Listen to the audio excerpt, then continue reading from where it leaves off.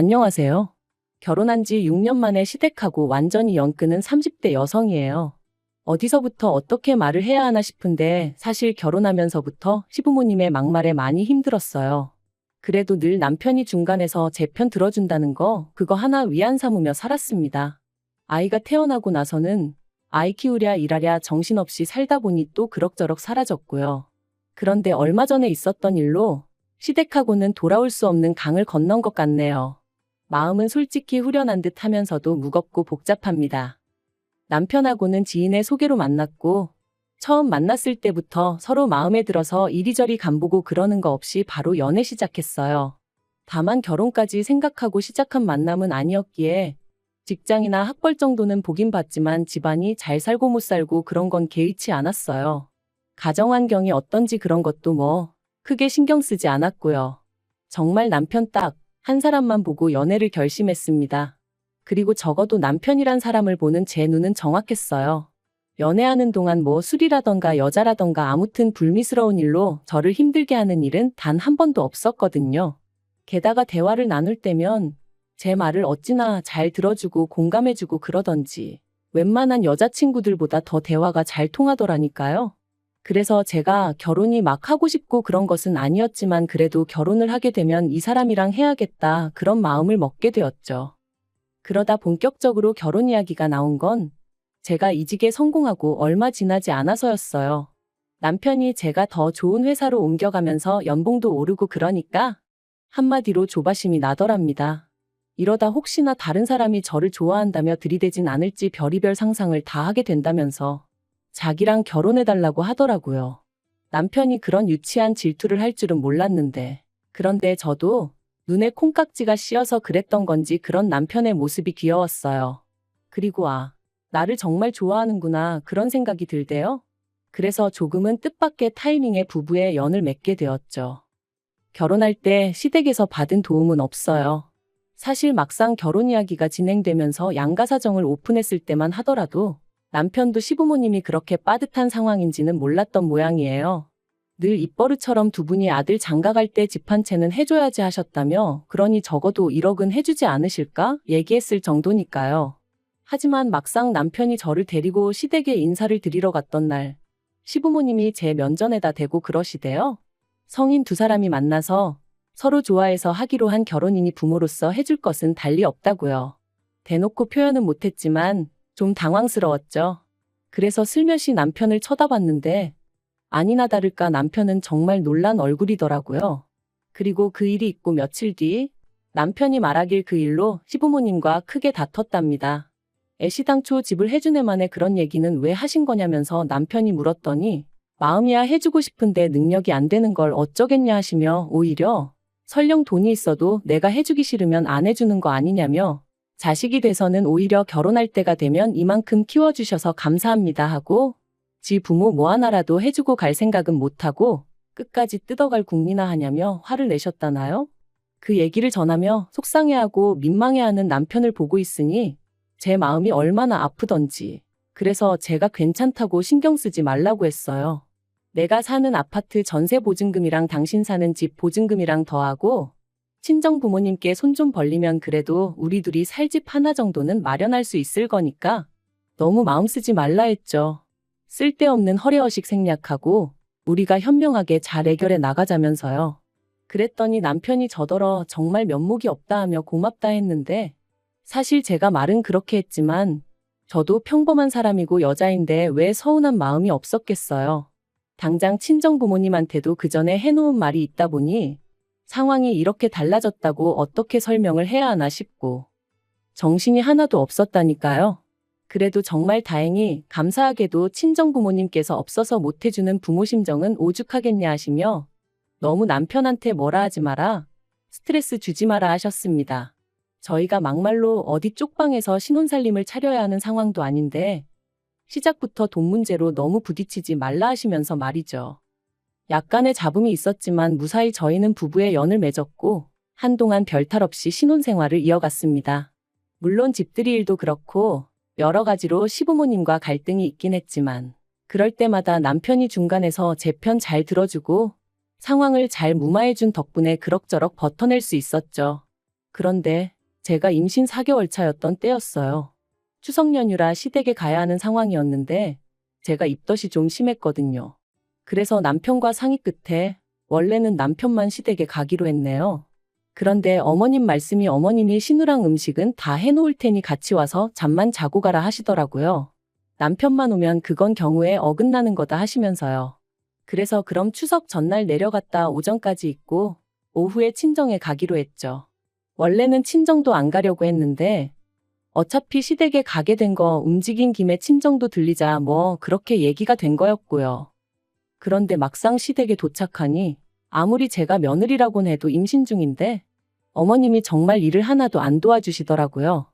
음식도 다 해두셨다고 했는데 막상 보니까 전도 한 가지만 되어 있어서 나머지는 제가 해야 하는 상황이었고 볶고 데치고 하는 것도 재료 손질만 좀 되어 있었지 거의 날 것이나 다름이 없었어요. 그러니까 남편도 보더니 한숨을 푹 쉬고는 이걸 이 사람이 어떻게 다 하냐며 자기가 부엌에 서더라고요. 저한테는 쉬라고 그러고. 그러니까 그제서야 어머님이랑 신우가 못마땅한 얼굴로 부엌에 들어와서는 남편더러 한다는 말이 어머님은 일평생 혼자 다 하셨는데 네 와이프는 왜 못하냐는 식인 거예요. 특히 어머님께선 남편더러 나는 너 없고서도 했었다며 짜증을 내시는데 제가 다 민망해서 고개를 못 들겠더라고요. 하지만 그게 끝이 아니었어요. 차례 지내고 식사하고 나니까 설거지거리가 정말 싱크대 안은 물론이고 밖에까지 쌓일 만큼 많이 나왔거든요. 그런데 당연하다는 듯 다들 거실에 가서 앉는 거예요. 그래서 저도 따라가니 어머님이 설거지를 지금 해야지 안 그러면 다 눌러붙어서 닦기 힘들다는 식으로 말씀을 하시는데 누가 봐도 저 들으라는 소리였어요. 그러니까 이번에도 남편이 일회용 그릇을 쓰던지 하시지 이게 뭐냐고 안 쓰던 그릇까지 다 끄집어내셔서는 하고는 또 자기가 먼저 부엌으로 가더라고요. 그러자 아버님께서 네가 거길 왜 서 있냐며 한 소리 하셨고 그러자 어머님이 당신 팔자는 어떻게 된 게 며느리를 들이고도 부엌대기 신세를 못 면한다 그러시대요. 그리고 저는 그런 이야기를 듣고 있으니 스트레스 때문인지 속이 어찌나 울렁거리던지 당장이라도 그 자리를 벗어나지 않으면 안 될 것 같았어요. 그래서 남편한테 슬쩍 우리 이제 가면 안 되냐. 나 조금 힘들다 했거든요. 그러자 남편도 그래. 이제 그만 가자며 일어섰는데 어머님 아버님이 저희를 잡으셨습니다.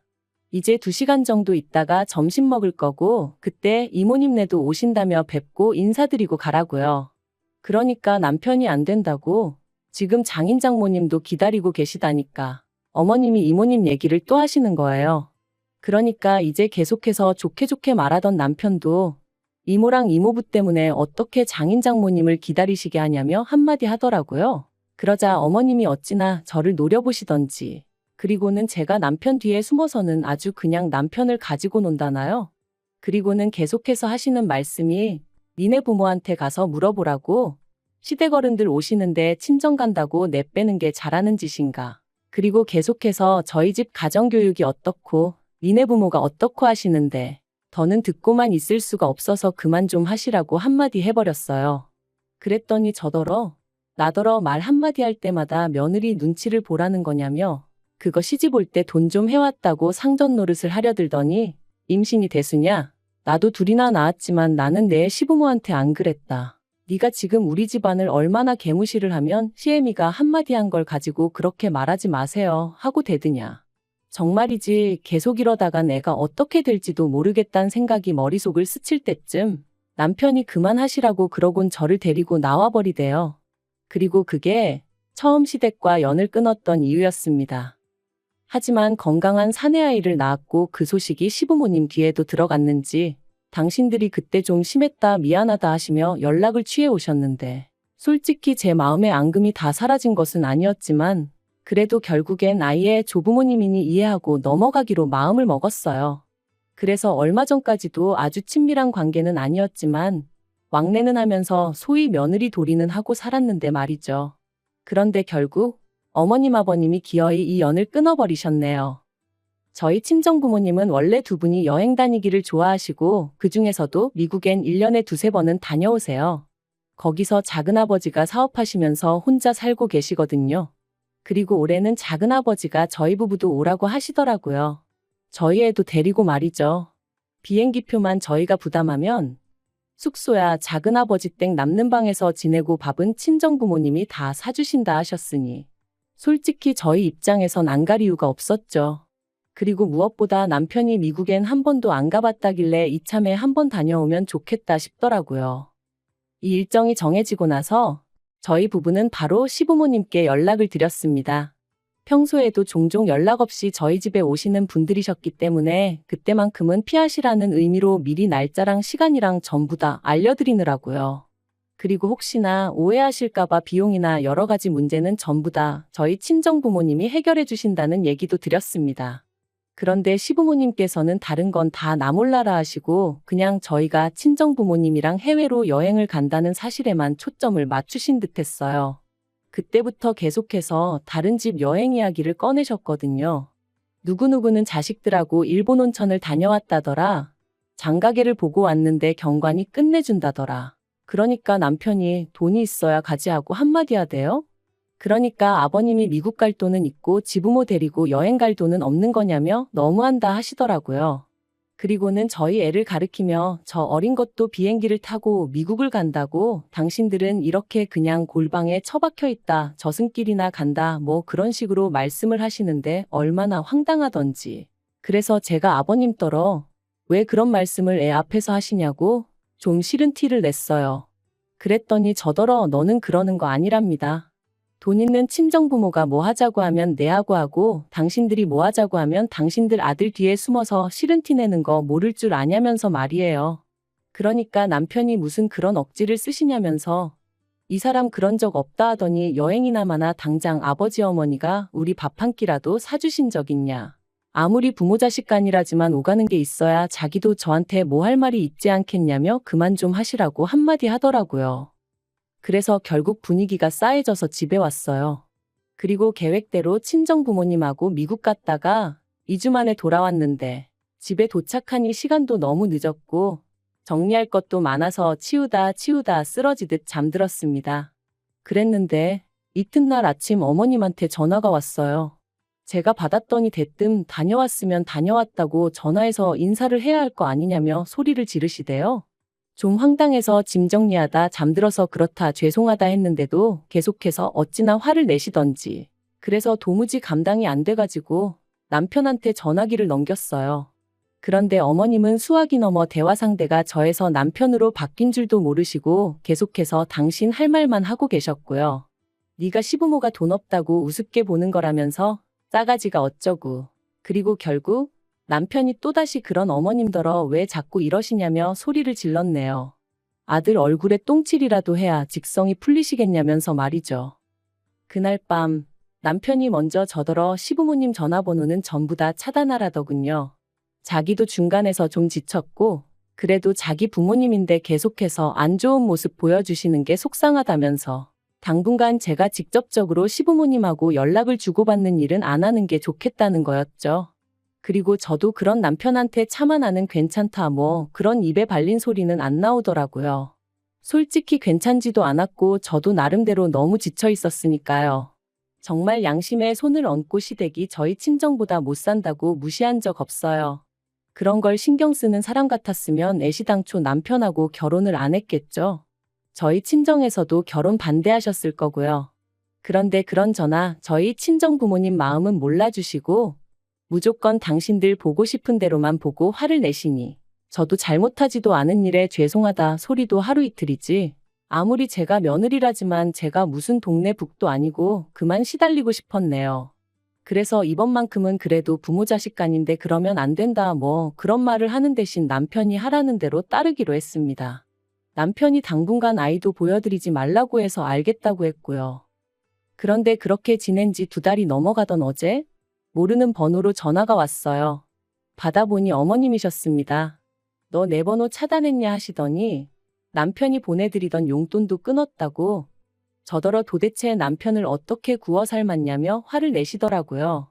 그래서 저는 용돈에 대해서는 모른다 했는데도 계속해서 당신 아들은 원래 그런 애가 아니라면서 제가 돈 가지고 갑질을 하려 든다고 며느리를 정말 잘못 들였다시대요. 그리고 그런 말까지 듣고 나니 그나마 마음 한구석에 남아있던 남편 마음이 얼마나 불편할까.